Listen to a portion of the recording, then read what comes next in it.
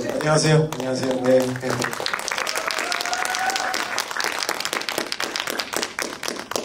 지금 영화 촬영으로 태국에 있다가 얼마 전에 들어오셨다고 들었는데요. 네. 어떻게 지내셨는지 그동안하고 인사 좀 부탁드릴게요. 아, 네. 일단 새해 복 많이 받으세요. 네. 그리고 요즘 상태가 공기 상태가 너무 안 좋죠. 근데 뭐 아무튼 이렇게도 불구하고 이렇게 찾아주셔서 너무 감사드립니다. 저는 태국에서 한 3개월 정도 촬영하고 그 제목이 다만 악에서 구하소서라는 액션 영화였는데요. 잘 끝내고 29일 날 왔었어요. 그래서 온 지 한 이틀, 3일밖에 안 됩니다. 네, 네. 얼굴이 그래 까맣지 않습니까? 좋으신데요, 너무. 아, 그래요? 네, 아주 좋으신데요. 오셨는데 한국의 상황이 별로. 그래서 지금 공항에서. 네네. 아니 어쨌든 저도 그쪽에서도 태국도 마찬가지라 그래서 전 세계가 지금 다 그러기 있어서 아무튼 조심해야죠. 네. 오늘 그런데 이렇게 자리해 주셔서 너무 감사드립니다. 배우님도 그렇고요. 네. 주옥 같은 작품들이 많으셔가지고 어떤 영화를 선정하실지 굉장히 궁금했는데요. 너는 내 운명을 꼽아주셨더라고요. 특별한 이유가 있는지 궁금합니다.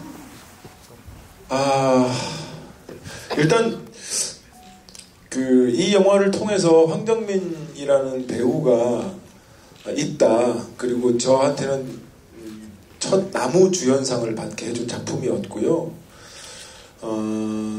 또 하나는 기본적으로 제가 멜로 영화를 굉장히 좋아합니다. 사랑 얘기를 다루는 영화를 굉장히 좋아하는데 요즘은 그런 영화가 아예 제작이 되어지지도 않을 뿐더러 그거를 하고 싶다고 해서 할 수 있는 곳도 없고 그런 작품들도 없다 보니까 가끔씩 누가 사랑하는 얘기들을 이렇게 지켜보고 있는 듯 영화를 보고 싶은데 없으면 좀 섭섭하잖아요.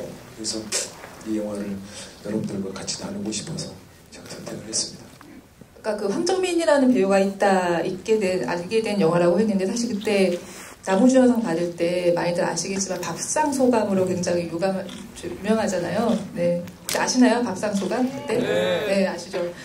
근데 그게 준비하셨던 멘트는 아니라고 들었거든요. 그게 지금까지도 화제되고 있는데 그 멘트가 혹시 배우님 인생에 영향을 끼친 게 좀 있을까요? 네. 그렇죠. 거의 10년이 넘었던 얘기를 지금까지 이렇게 관객분들이 하시는 걸 보면 제 인생에 분명한 영향이 있었겠죠. 근데 저는 이제 연극을 하다가 영화를 시작하게 돼서 연극을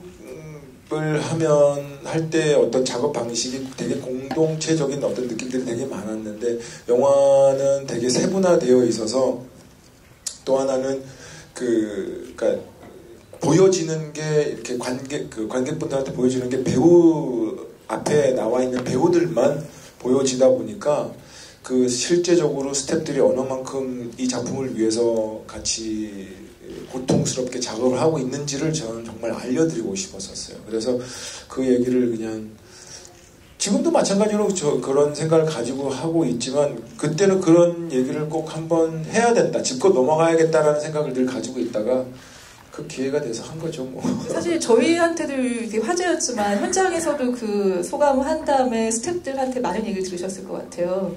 우선 지금도 계속해서 그런 얘기들을 많이 하셔요. 배우 스태프들 제가 어느덧 이제는 그 현장에서 형이 돼버렸어요. 선배님이 돼버렸어요. 그때만 해도 저는 이제 거의 약간 동생 그런 중간 입장이었는데 근데 똑같이 저는 변함없이 하다 보니까 스태프들이 계속 고맙다라는 얘기 많이 하고 그래요. 예. 밥상 소감도 유명하지만 요즘에는 갑분싸로 더 유명해지신 것 같습니다. 어떤 상황이었는지 다시 한번 말씀을 해주시겠습니까? 모르시는 분들도 계실 것 같아요. 그러니까 아시죠? 갑분싸가 어떤 내용인지 아시잖아요. 갑자기 분위기에 쌓인다는 거잖아요. 저는 저희 또래들은 잘 몰라요. 그 말 줄임에 대해서 그냥 솔직히 인터넷상의 은어잖아요. 그런데 갑자기 나한테 이런 행사였었어요. 그런데 이게 도대체 뭐 갑분싸가 뭐냐. 그 제가 알고 순간 떠오르는 갑자기 분뇨를 싸지른다라고 썼어요. 어쨌든 말이 되는 거니까. 그게 정답이 있는 게 아니잖아요, 따지고 보면. 그래서 그냥 갑자기 분뇨를 싸지른다. 그러니까 저를 아는 사람들은 그 말이 황정민 답다고 할 텐데 잘 모르시는 분들은 뭐 너무 재밌었나 봐요. 근데 저도 쓰고 나서 너무 어이가 없어가지고 그냥 아무튼 그랬던 기억이 납니다. 요즘 영화 홍보를 하면 네네. 이렇게 줄임말 이런 거를 되게 많이 하잖아요. 그렇죠. 너무 싫어요. 공포가 좀 있으실 것 같아요. 그러니까 잘 모르니까 무슨 말인지 잘 모르니까요. 제가. 그러니까 어쨌든 그때 아무튼 그 이후로 모든 인터뷰에 그 갑분사와 관련된 그런 그 줄임말을 계속 질문하셨더랬어요.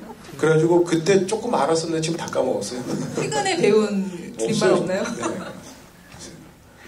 다시 영화 이야기를 하자면 석중은 너무 좋은 사람이라서 네. 판타지적으로 느껴지기까지 하는데 그런 사람을 연기하는 게 배우들은 가장 어렵다고 하더라고요. 배우님도 그러셨나요? 어떻게 보면 그러니까 우리가 생각하고 있는 어떤 그런 남자, 여자를 떠나서 그 한 사람의 사람을 봤을 때 정말 좋은 사람의 표본 약간 그런 비슷한 점이 있잖아요. 표본 같은 느낌이 있는데 처음에 그 영화를 시작하면서 제가 제일 고민스러웠던 건 이 심파적인 이런 느낌들을 어떻게 하면 관객들이 그 관통하고 관객들의 진심을 그 석중과 은하의 그 진심을 관객들하고 같이 공감할 수 있을까에 대한 고민을 되게 많이 했었어요. 그때 그 감독님하고 도연이하고 저하고 세 명이서 어디를 갔었냐면 전라도 광주에 하루 쉬는 날이었었는데 영화를 보러 갔었어요. 그때 그 작품이 클린트 이스트우드의 그 복싱하는 영화인데 밀리언 달러 베일리였었어요. 그걸 보면서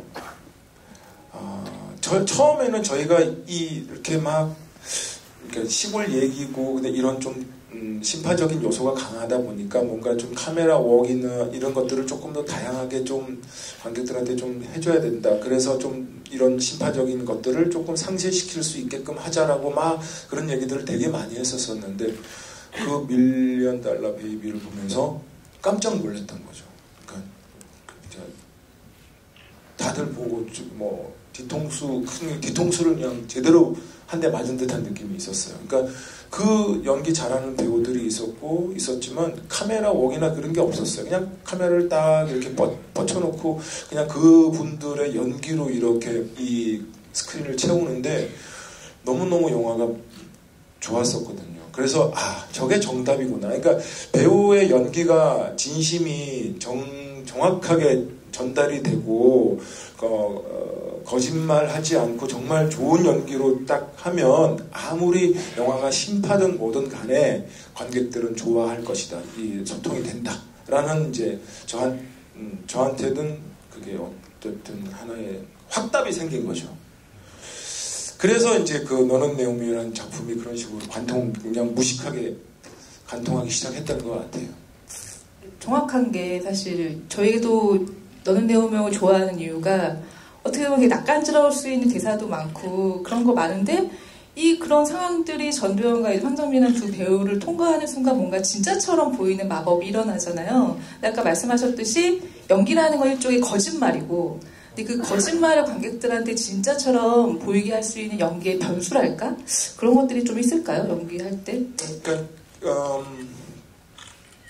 그러니까 연기하는 동안만큼은 정말 그 은하를 사랑하고 그 은하라는 사람이 없으면 안 될 것 같은 내 그 마음을 계속 촬영하는 내내 그걸 유지하는 게 되게 힘든데 아무튼 그게 제일 중요했었어요. 그래서 왜 우리가 사랑을 하게 되면 설레잖아요.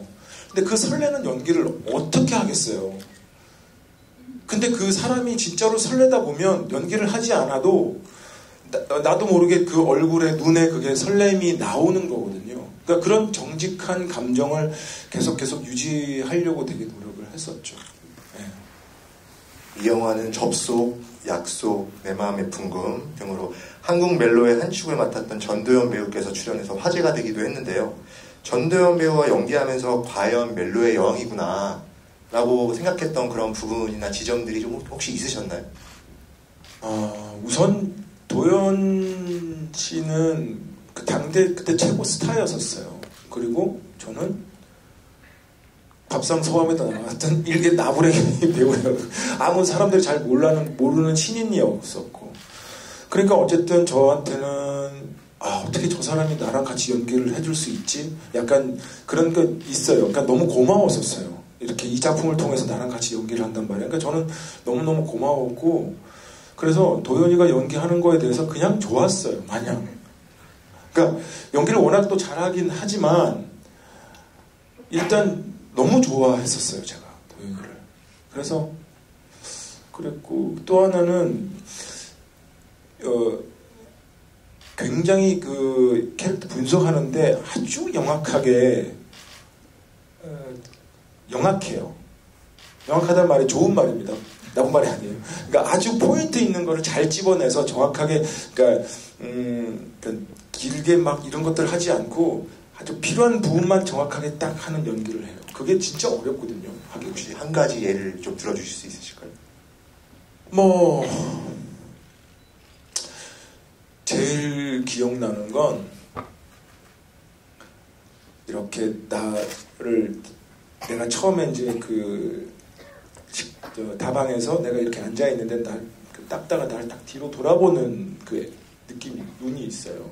그 눈이 딱 그 은하 같은 에너지가 있었었고, 또 하나는 나중에 이제 우리 늘 아시다시피 스피커 말씀. 죄송합니다. 스피커 씬도 그거가 이제 세트에서 정말 24시간을 찍었었어요. 그러니까 예를 들어서 아침 7시부터 촬영을 해서 다음날 아침 7시까지 끝난 거예요. 그 짧은 씬이었는데도 불구하고. 근데 그 24시간 동안 계속 그 우는 그 감정이잖아요. 슬퍼하는 감정을. 근데 저는 하다가 조금 힘들어서 이게, 왜냐면 한번 처음 찍을 때는 좋지만 이게 감정이 자꾸 쌓이다 보면은 그 감정이 안 나오고 또 복사되다 보니까 늘 했던 게 비슷비슷해지니까 너무 힘들었었는데 끝까지 유지를 하는 거예요. 그러니까 내가 정말 대단하다 너. 야, 너 진짜 대단하다 그랬었어요. 안 힘드니? 라고 물어본 적이 있었어요. 네. 그렇게 말씀하셨지만 제가 듣기로는 전도연 배우님이 인터뷰 때 그런 말씀 하셨더라고요. 그 석중이가 은하랑 떨어져 만나지 못하는 대목을 찍을 때 그 촬영하는 동안에 배우님이 자기를 피해 다녔대요. 네, 아니, 그러니까 왜냐면 네. 같은 이제 우리 숙소를 쓰니까 물론 씬은 틀리지만 어쨌든 지나가면 밥 먹을 때도 보잖아요.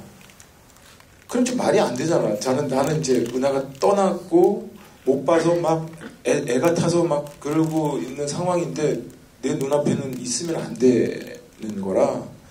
그러니까 웬만하면 안 만났어요. 안 부딪혔어요. 일부러. 제가 할 수 있는 최선이었던 것 같아요. 그게.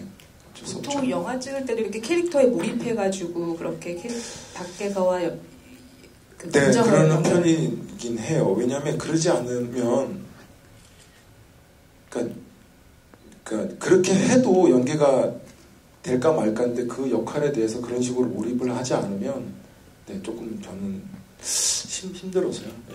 아직 연기를 좀 더 열심히 해보겠습니다. 자리가 불편해지고 있어요. 영화 초반과 후반부 외모에 큰 차이가 있는데요. 은하와 헤어지고 1년 뒤 이야기에서는 살이 쪽 빠져 있으세요. 이 모습을 촬영하면서 완성하셨다고 들었는데 사실인가요? 네네. 그러니까 애초에 제가 시작할 때 93kg, 지금보다 한 20kg 넘게 찌웠었어요. 이렇게 찌웠는데 저는 솔직히 살 빼는 건 그렇게 어렵지 않은데 찌우는 게 너무 힘들었었어요. 왜냐면 늘 체형이 어릴 때부터 지금까지 계속 이랬으니까. 근데 이제 그거를 이제 먹는다고 그래서 이게 또 생각보다 쪄지지가 않더라고요. 이게 그러니까 참 사람 몸이 신기한 게 그때 알았는데 많이 먹으면 또 많은 대사량이 있어요. 그래서 살이 생각보다 잘 안 쪄요. 저기 갑분싸가 떠오르네. 아무튼 죄송합니다. 아무튼 그런데 그러고 나서 이제 근데 처음에 왜 그렇게 했냐면 그 실제 그 당사 주인공이었던 그 분이 그 감독님께서 이 영화 시작하기 전에 사진 2장을 주셨어요. 근데 원래 있는 사진과 살이 쭉 빠진 사진 2장이 있더라고요. 그래서 이분이 이렇게 돼서 이렇게 됐다. 그 여자분을 만나서 그래서 이거 어떻게 하죠? 아무튼 제가 해보겠습니다 했는데 막상 제가 할 수 있었던 건 어쨌든 열심히 찍었고 그러고 나서 저한테 주어진 시간이 한 열흘 정도 동안 이제 다시 원래대로 만드는 거예요. 20kg를 빼는 거였는데 뭐 어쨌든 뭐 안 먹으면 빠져요. 빠지긴 하는데 머리도 같이 빠져요. 그래가지고 어쩔 수 없는 거라. 근데 지금 저는 조금 속상한 게 그렇게 찌워놓고 완전 이렇게 많이 빼기를 원했었거든요. 근데 또 안 빠져요. 생각보다. 이게 그러니까 화면상으로 보면 거의 한 70kg인데 화면상으로 보면 크게 뭐 이렇게 많이 빠져 있지 않더라고요. 너무나 비교가 확대된데요. 저 보고도 놀라. 저는 또 거기 놀랐던 게 보통은 그렇게 살 중간에 빼는 게 힘드니까 촬영 전에 그걸 찍고 한 다음에 하는 경우도 많은데 중간에 그렇게 확 빼셨다고 해서 저는 그것도 좀 놀랍긴 했었어요. 네. 그때는 제가 신인 배우라 저한테 주어진 시간이 단 10일이었었어요. 입금이 되면 뭐든지 되는 그런. 열심히 할 수 있습니다. 네. 아까 그 스피커씬 얘기가 잠시 나왔는데 제가 듣기로는 스피커씬이 배우님 아이디어에서 시작됐다고도 들었거든요. 거기에 대해서 좀만 알려주세요. 네. 그러니까 원래는 그런 씬은 아니었었고요. 그러니까 감독님이 이제 여쭤보길래, 그러니까 어떻게든 솔직히 그 면회실에는 그런 스피커가 달려 있지 않아요. 그리고 상대방이 서로 이제 통화할 수 있는 전화기만 있지 그렇게 할 수가 있지 않아요. 근데 어쨌든 이게 이제 중요한 건 그런 사실을 보여주는 게 아니라 이 두 사람의 사랑에 대한 이야기를 보여주는 거기 때문에 그게 솔직히 실제는 그렇다 치더라도 그건 조금 변해서라도 이 사람의 어떤 사랑의 과정에 성숙되는 그 과정에 어쨌든 맨 마지막 클라이막스의 장면으로서 뭔가 세팅이 필요하지 않냐라고 제가 일단은 말씀을 드렸고, 그래서 스피커 얘기를 하고 그 행동들은 이런 식으로 행동을 하면 어때요? 라고 얘기를 했고, 그래서 미술 감독님께서도 고민을 좀 해보시더니 실제로는 그렇지 않지만 이 영화랑 충분히 맞다라고 해서 그렇게 된 거죠. 명장면이 산생한. 네. 너는 내 운명은 허진호 감독의 봄날은 간다가 던진 사랑이 어떻게 변하니에 대한 대답으로 보이기도 하는데요. 석중은 사랑은 변하지 않는다는 입장을 영화 내내 보여주고 있어요. 배우님은 실제로는 좀 어떻게 생각하시는지 궁금합니다. 다행히 저희 집사람이 여기 와 있어가지고 사람은 절대 안 변합니다. 네, 절대 변할 수가 없습니다. 그러니까 알았으면 큰일 날 뻔했어요. 이렇게 명쾌한 해답이 나오는데, 네, 절대 변해서도 안 되고요. 네, 안 됩니다. 큰일 납니다. 아무튼. 네, 그렇습니다. 아까 잠시 두 분 같이 계시는 거 봤는데 저 너무 부럽더라고요. 사이가 너무 좋으셔가지고 진심으로 그렇게 돼 있고, 너는 내 운명과 이제 행복을 30대에 찍으셨고 남자가 사랑할 때라는 멜로 영화를 또 40대 하셨어요. 그 인터뷰 때 나는 50대에도 멜로 영화를 찍고 싶다라고 하셨었는데 지금도 그 생각은 유효하신가요? 네, 저는 왜냐하면 단지 멜로 영화를 좋아하기보다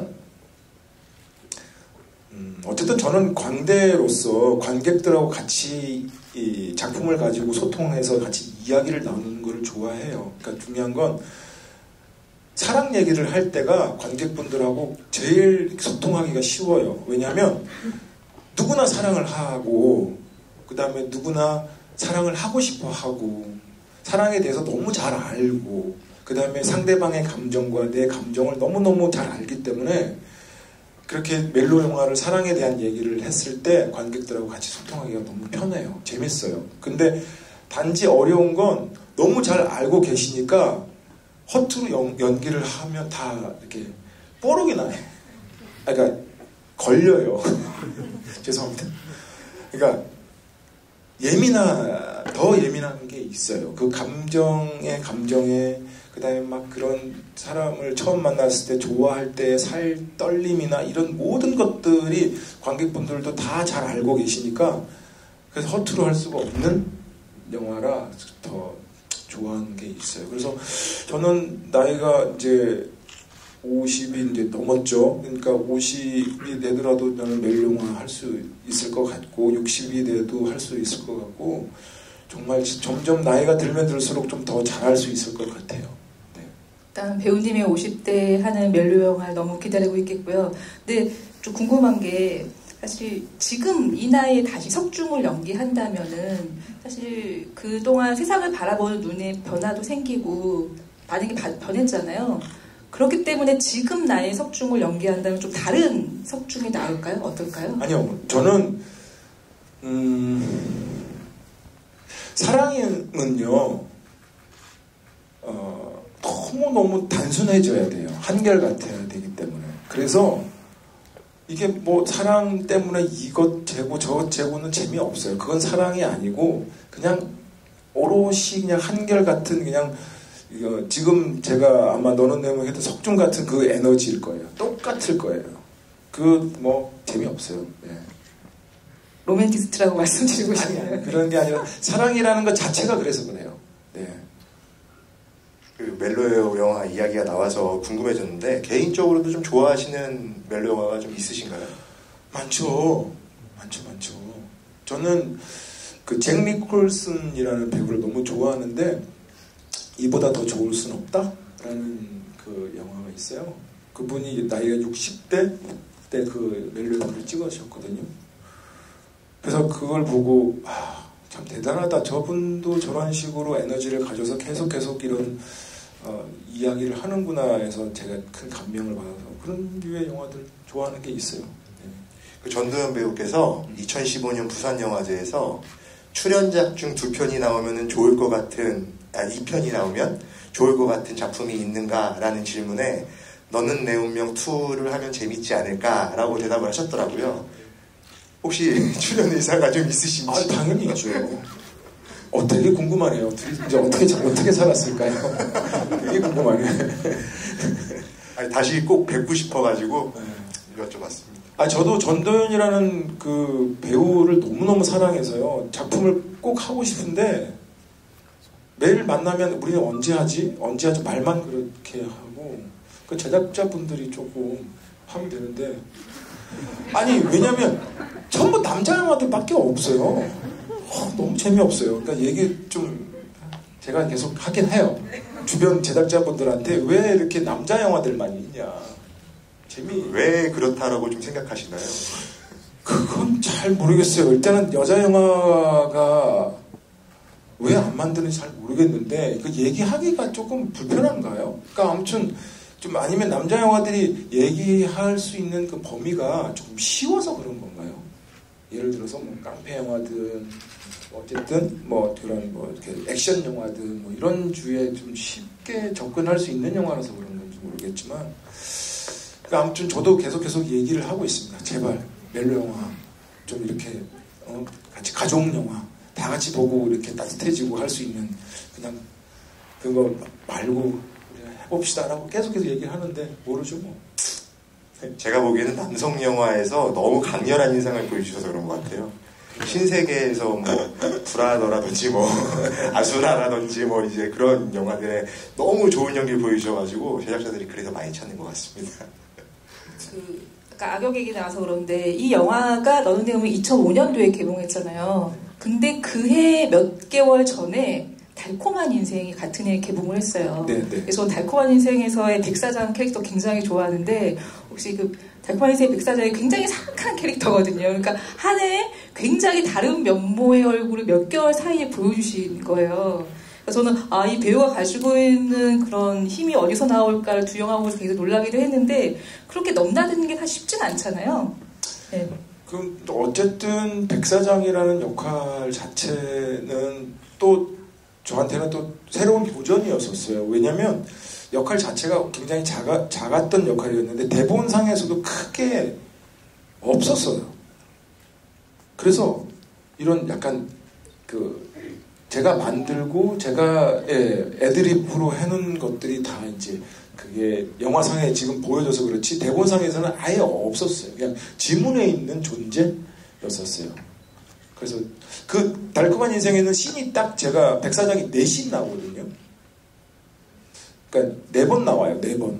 근데 저는 이제 그렇게 생각했었죠. 관객분들이 이 영화를 봤을 때 저 사람 뭐지? 저 사람 누구지? 이런 식으로의 어떤 인물을 만나봤으면 좋겠다라는 게 저의 약간 꿈이었죠.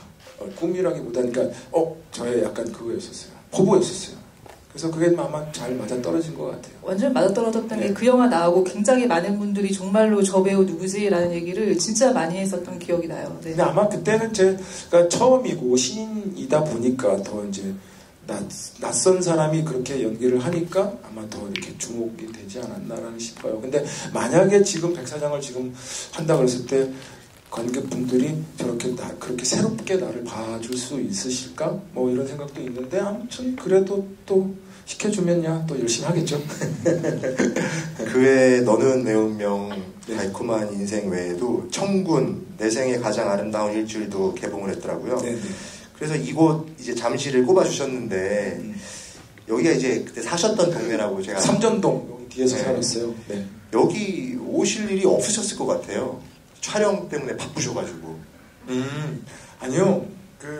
저 이제 혼자 여기서 이제 원래는 이제 뭐 저쪽 마천동에서 이제 지하 이쪽에서 지하 단칸방에 살다가 영화를 조금씩 하면서 개런티를 받고 처음으로 지상으로 올라왔던 동네가 삼전동이었어요. 그래서 제가 이 동네를 되게 사랑했었어요. 처음 올라온. 예, 지상으로 올라온 동네. 의미 있는 동네. 네네네. 그래서 그래가지고 아무튼 그러면서 이제 어쨌든 잠실역이랑 가까우니까 이렇게 매일 걸어 다녔죠. 3분 걸어 다니고 그래서 잠실역에서 타고 가고 그렇죠. 산책하기 딱 좋은 동네라. 근데 저한테는 의미 있는 동네입니다. 네네. 오랜만에 오셨나요 여기 지금? 아니요. 자주 오시나요? 자주 오진 않지만 그래도 저기 살 때 이제 뭐 예를 들어서 제가 무슨 뭐 개런티가 생기거나 아니면 저희 아내가 그때는 이제 뮤지컬 배우여서 개런티를 받으면 항상 가는 돼지갈비집이 있어요. 네, 마포집이라는 집이 있는데요. 우리 아이 태어나기 전서부터 다녔던 집이라 지금도 자주 가요. 그 집에. 그래서 그 사장님이 아직도 계셔서 이제 우리 아이가 중학생이거든요. 같이 가면 깜짝깜짝 놀라죠. 오래된 단골집이 하나 있어요. 맛집이 여기 있다고 합니다, 여러분. 그러니까 맛집이라기보단 그러니까 제가 어렸을 때 그 추억이 있는 집인 거죠. 그 집이 뭐 맛도 있죠. 맛도 있지만 어쨌든 저의 추억이 담겨 있는. 그러니까 왜냐면 집사람하고 돈이 있을 때 거기 가서 돼지갈비 2인분 시켜서 소주 한 병 먹으면서 이런저런 데이트하면서 나눴던 그 에너지가 그 공간이 그대로 있는 거잖아요. 그러면 그랬다가 어느 문득 그 기억이 확 들 때 있잖아요. 그러면 아직 사라지지 않고 있으니까 가는 거고 집사람 애기 뵀을 때도 갔고 깐난쟁이 때도 가고 점점 커서도 갔으니까 그런 게 어쨌든 세상 사는 것 같아요. 재밌고 추억이고. 네네네. 그 영화를 보면은 낭만은 청년의 죽음이요. 청년의 죽음은 민족의 죽음이다라는 도산 안창호의 말이 주문처럼 떠다니잖아요. 배우님에게도 연기를 할 때 주문처럼 외는 문구라든지 다짐이 좀 있나요? 아니 문구는 없고요. 저한테 스스로한테 약속하는 게 있어요. 그러니까 영화 지금부터 제가 그러니까 지금까지 영화를 해오면서 수십 편의 영화를 해오면서 단 한 번도 약속을 어겨본 적이 없어요. 그러니까 예를 들어서 현장 시간이든 오늘 이제 아침에 이제 콜타임들이 나오잖아요. 그러니 6시 보통 7시 콜타임이 나오는데 단 한 번도 어겨본 적이 없어요. 그건 어릴 때부터 얘가 할 때 절대 어기지 말아야지. 이 사람들하고 약속 꼭 지켜야지. 그래서 늘 1시간 일찍 가요. 그러니까 처음에는 사크스텔을 되게 좋아했는데 나이가 먹고 선배가 되다 보니까 일찍 나오는 걸 또 스태프들이 부담스러워해. 근데 아니 어쨌든 저는 지금까지 내가 자신할 수 그러니까 용기 있게 말씀드릴 수 있는 건 단 한 번도 어겨본 적이 없어요. 그거는 그렇습니다. 그 사전에 저희가 많은 질문을 받았는데요. 그 중에서 제가 몇 가지를 선별을 했습니다. 근데 좀 말씀을 드리기 전에 좀 요즘 상황 자체가 좀 많이 좀 안 좋잖아요. 우한 폐렴 뭐 이런 신종 코로나 이런 걸로. 그래서 제가 배우님한테도 좀 아까 사전에 말씀을 좀 드렸는데 제가 여기 오셔가지고 이제 말씀을 하시는 건 아시죠? 진행할 때 내려오셔가지고 이제 질문해 주시는 건데 서로 불편하시지 않으시게 손소독제를 좀 이렇게 발라가지고 악수를 하시는 게 어떠신지 좀 여쭤보고 싶었어요. 괜찮으신가요? 네, 그러면 네. 죄송합니다. 그럼 제가 자리 번호를 호명하면 무대 아래로 내려오셔가지고 배우님께 직접 질문을 해주시면 됩니다. 그럼 제가 지금 불러드리겠습니다.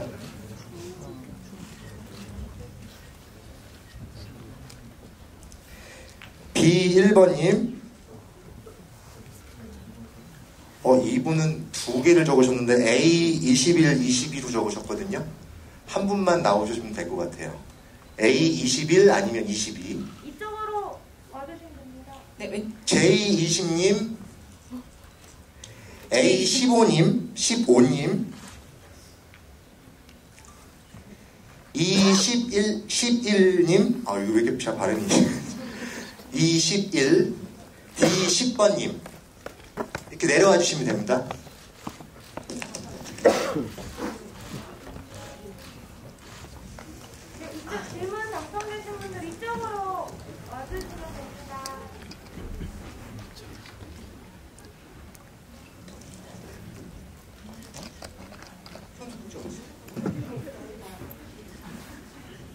배우님부터. 배우님 저희 손 좀 저희 함께. 여러분 죄송합니다. 상황인지라 이해를 좀 부탁드리겠습니다. 그럼 B1번님부터. B1번님이세요? 네, 나오시면 됩니다. 네. 한국말 못하. 제가 제가 불러드릴게요. 네, 제가 드릴게요. 네. 일본 분이신 것 같아요. 일본 관객분이 오셔가지고 멀리서 혹시 이것 때문에 오셨나요? 히로코님 맞으시죠?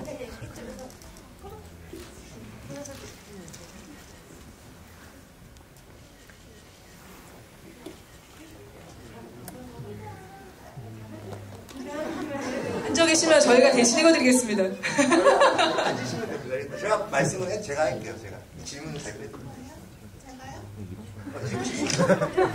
읽으시면 됩니다. 혹시 이 행사 때문에 일본에서 오셨나요? 이 행사 때문에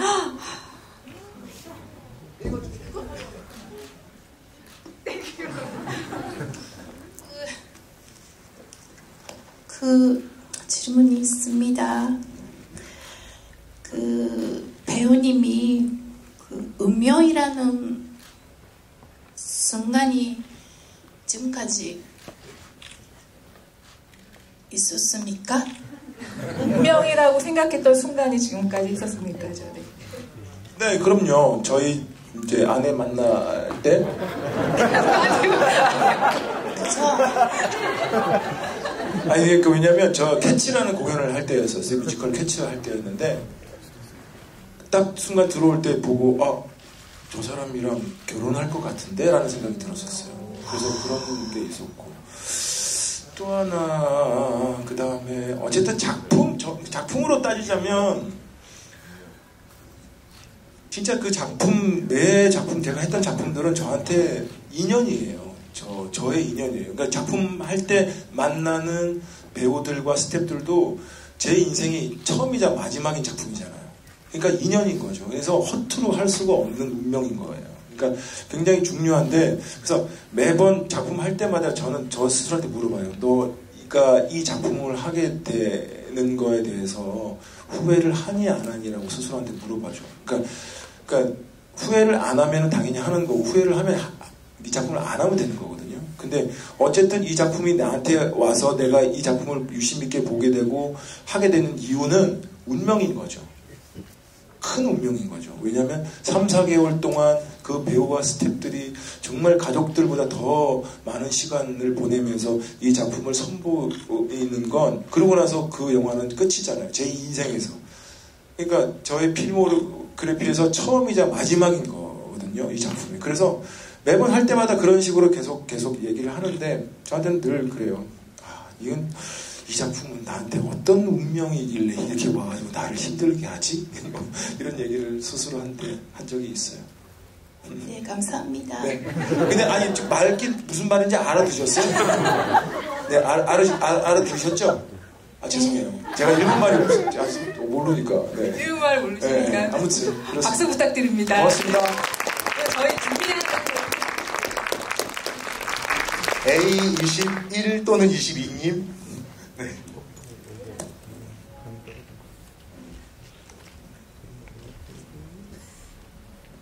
앉아가지고 아, 예, 항상 영화 잘 보고 있습니다. 근데 항상 이제 술톤이라고 유명하신데 회장은 광고하신 진짬뽕으로 하시는지. 네. 그렇습니다. 진짬뽕으로 합니다. 근데 요즘 진짬뽕 그 CF가 끊어졌어요. 그래서 요즘에는 안 할 때도 있습니다. 네. 농담이고요. 아, 제가 술톤이라는 얼굴 빨개서 그렇죠. 저도 왜 빨간지는 모르겠는데요. 술을 많이 먹어서 빨간 건 아니고요. 네, 그냥 빨개요. 그렇게 태어신 건 네? 화나신 건 아니시죠? 전혀 아닙니다. 네. 영화 너무 잘 봤습니다. 고맙습니다. 끝이에요? 네, 박수 부탁드립니다. 사진 제가 찍어드릴게요. 주시고요. 감사합니다. J20님. 이게 너무 사적인 내용을 되게 잘 알고 계세요. 네, 나와서 앉아서 질문해 주시면 됩니다. 마스크하고 나오시네요. 네.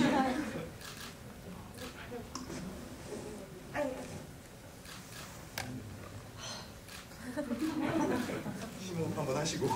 제 사전 정보 너무 없이하네요.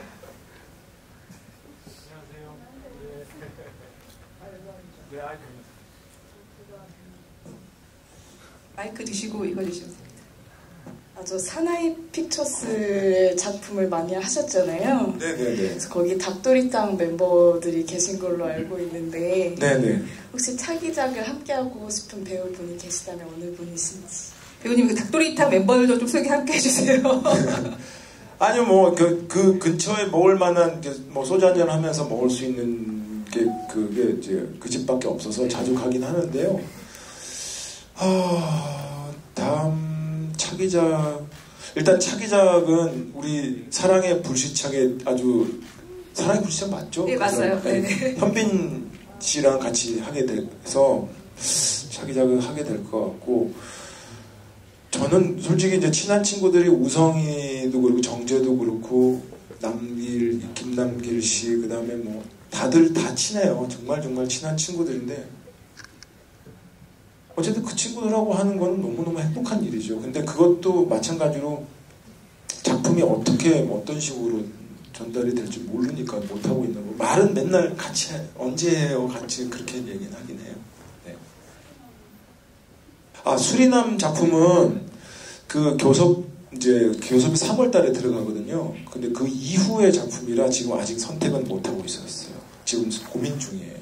그거는 영화가 아니고 드라마여서 제가 이제 드라마를 섣불리 이렇게 하기가 어려울 수도 있어서 시간도 많고 그래서 좀 고민 중이긴 합니다.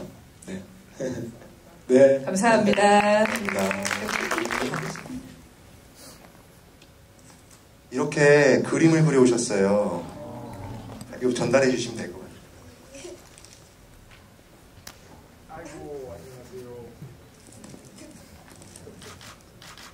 관객분들한테 한번 보여주시죠, 그거.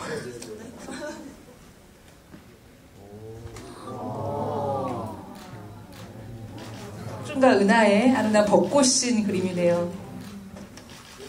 되게 잘 그렸는데요. 고맙습니다. 이야, 멋지네요. 네, 잘 간직하겠습니다. 질문해 주시면 될 것 같습니다. 너는 내 운명에서 제가 좋아하는 장면을 그려봤어요. 네. 그래서 제가 궁금한 건 배우님의 인생에서 명장면이라 부르고 싶은 순간이 있었다면 언제였는지 궁금합니다. 그러니까 황정민 인생에서 아니면 배우 황정민 인생에서요.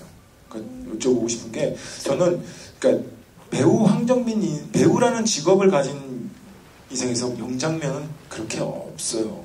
늘 이게 왜냐면 제가 아니기 때문에 그게 대해서 고민해서 막 그렇게 열심히 하고 어떻게 집요하게 하는 거가 다인 거지. 근데 그냥 인간 황정민은 명장면이 너무 많죠. 왜냐면 첫 영화 캐스팅된 날 너무너무 기억이 나고 그 다음에 그러니까 그게 와이키키 브라더스라는 연극하다가 처음으로 영화라는 걸 해보고 싶어서 수많은 오디션을 보다가 그 와이키키 브라더스라는 영화에 캐스팅이 된 날 같이 하자고 임순례 감독님께서 전화 와서 같이 하자고 전화한 날 그때 저는 핸드폰이 시티폰이었어요. 혹시 여러분 시티폰 모르시죠? 네, 죄송합니다. 그 시티폰은 그 전화 부스, 그러니까 공중전화 부스 옆에서 해야지만이 소리가 들려요.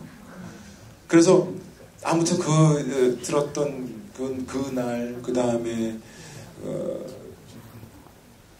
뭐 너는 내 운명을 통해서 영화제에서 상 받은 날 너무너무 그 다음에 또 뭐 우리 아이 태어난 날 너무너무 많죠 명장면이.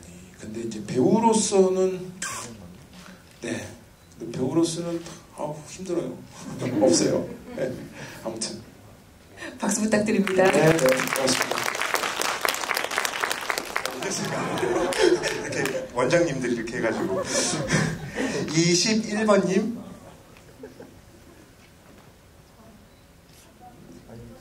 안녕하세요. 네, 저 와이키키 브라더스 때부터 너무 팬인데 아이고, 고맙습니다. 질문이 그렇게 좋은 것도 아니라 뽑아주셔서 너무 감사하고 일단은 연극, 뮤지컬, 영화, 종횡물진 활동하시는데 가장 애정이 있는 분야는 어느 분야신지 하고 제 PS가 콘서트나 팬미팅 같은 거 해주시면 너무 감사하겠습니다.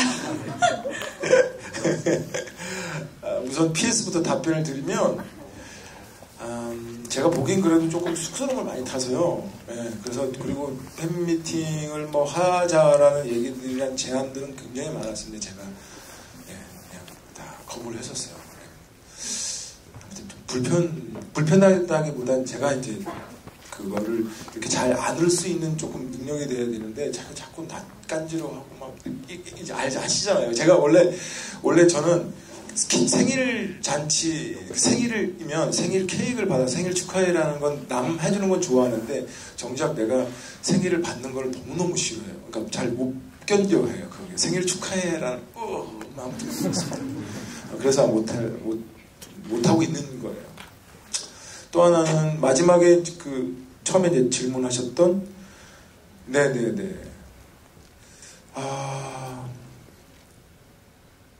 다 좋아요. 다 너무너무 좋아요. 좋아하는데 각자 성향들이 조금 틀려요. 왜냐? 영화는 너무 어려워요. 왜냐면 화면에 연기를 했을 때 보면 내가 거짓말로 하고 있는지 거짓말로 지금 거짓 연기를 하고 있는지 금방금방 다 들켜요. 왜냐면 내가 그 감정을 정확하게 드러내서 하는 거기 때문에. 그래서 이게 너무 예민해서 어려워요. 숨통이 막 이렇게 조여질 때가 있죠. 그럴 때 연극을 가서 해요. 그러니까 영화를 계속 하다 보면 막 숨통이 막 조여지고 너무너무 힘들고 하면 연극을 하면 마음이 편해져요. 무대에서 2시간 동안 무대에 있을 때 비로소 배우 황정민이라는 걸 스스로 느끼게 되고 막 그 2시간 동안 미친 듯이 연기를 하고 메인 막 관객분한테 인사하고 커튼콜 하고 할 때 너무너무 행복해요. 근데 그 네. 2시간 동안 이렇게 실수할까봐 그런 스트레스는 없어요? 그만큼 연습을 많이 하니까 큰 실수는 없어요. 네, 그게 그냥 그 역할에 빠져서 하는 거니까.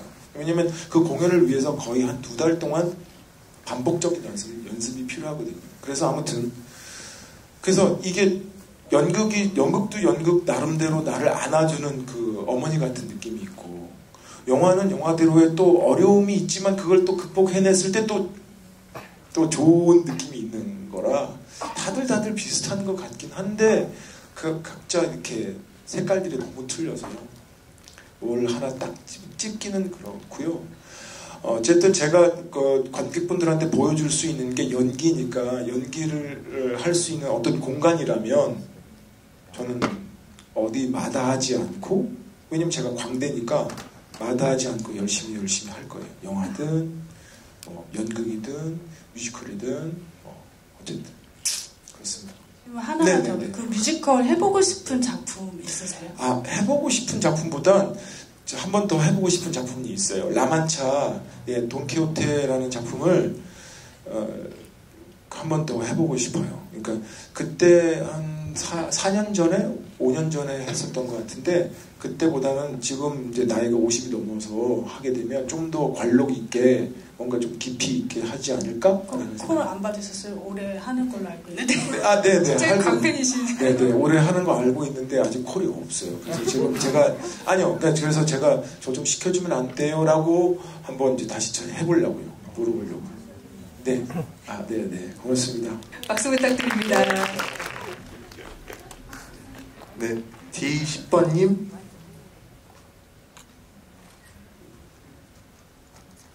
근데 저 이거 빵 터졌는데.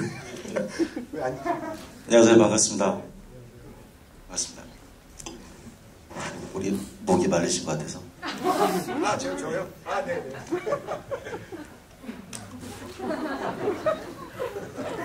진행 본능이 계시는데. 아니요, 저는 제가 너는 내 운명이라는 이 영화는 제가 여기서 처음 봤거든요, 사실. 예. 보니까 저는 영화하고 전혀 다른 얘기를 썼는데 이게 좀 어떻게 무슨 의미인지는 잘 모르겠거든요, 사실은. 저 우체국 보험은 어떻게 들을까요? 저하고는 전혀 상관이 없는.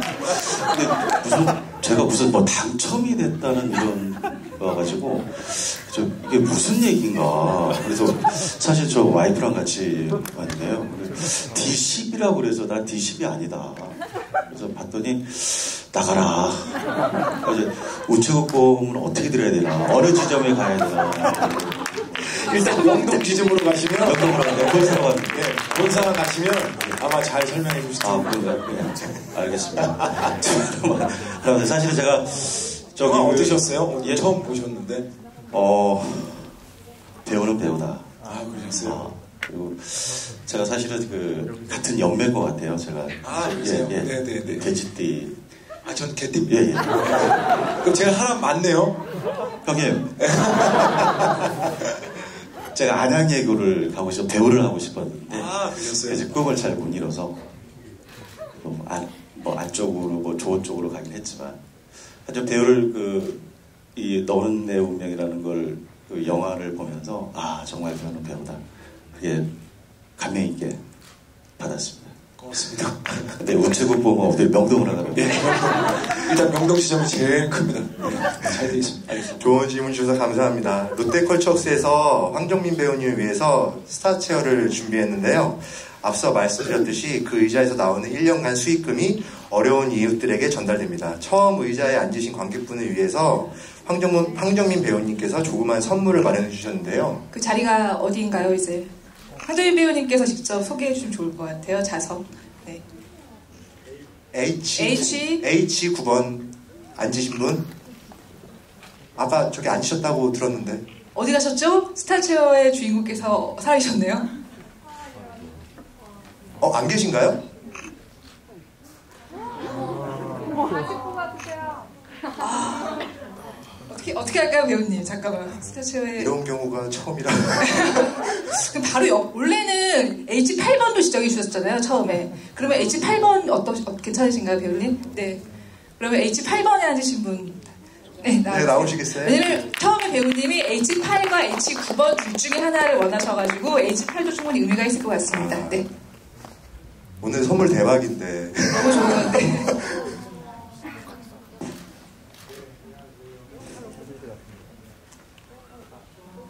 이건 제가 아수라랑 베테랑 그 DVD인데요. 아직 안 뜯은 건데 이게 제가 이게 살짝 뜯은 건 뭐냐면 사인하기 위해서 표지만 살짝 뜯었습니다. 혹시 제가 마이크 드릴게요. 혹시 배우님께 질문하고 싶으신 거 있으시면 말씀하세요. 질문보다요. 제가 연휴 때 그 배우님 영화들을 싹 봤어요. 그러셨어요? 네, 그래서 너무 좋아서 여기 또 기회가 있어서 오게 되는데 그래서 너무 감사합니다. 네, 아이고 잘 됐네요. 고맙습니다. 네, 확인 한번 해주시겠어요?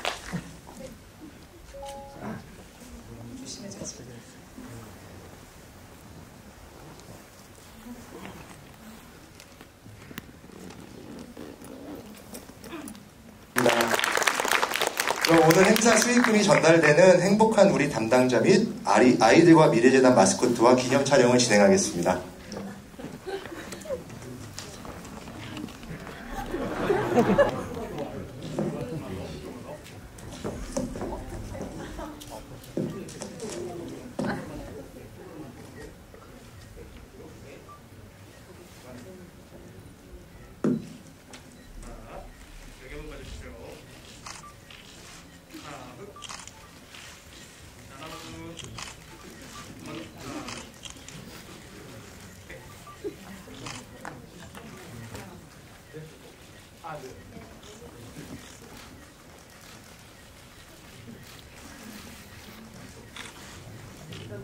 다 되셨나요?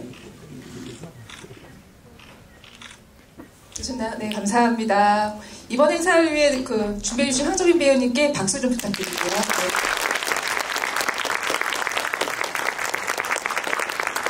오늘 자리를 메워주신 관객분들에게 제가 마지막으로 인사 말씀 부탁드리겠습니다. 너무너무 감사하고 또 이렇게 여러분들 뵈니까 좋으네요. 제가 공작 이후로 영화가 이제 한 3년 동안 없었더랬어요. 올해 이제 영화가 또 열심히 나올 텐데 지금 이제 인질이라는 영화가 이제 또 이제 개봉할 거고, 그다음에 다만학에서 구하소서를 또 찍었고, 그다음에 또 교섭이라는 영화 또 찍을 거고 하니까. 좀만 기다려 주시면 더 좋은 작품으로 또 할 겁니다. 연극도 열심히 할 거고요. 여러분들 늘 건강하시고 행복하시고요. 항상 행복하셔야 됩니다. 아시죠? 네. 파이팅. 감사합니다. 즐거우셨나요? 네. 오늘 자리가 즐거운 추억이 되셨으면 정말 좋겠습니다. 그럼 기념사진을 끝으로 저희가 준비한 행사를 모두 마치겠습니다. 끝까지 자리를 지켜주셔서 감사합니다. 감사합니다.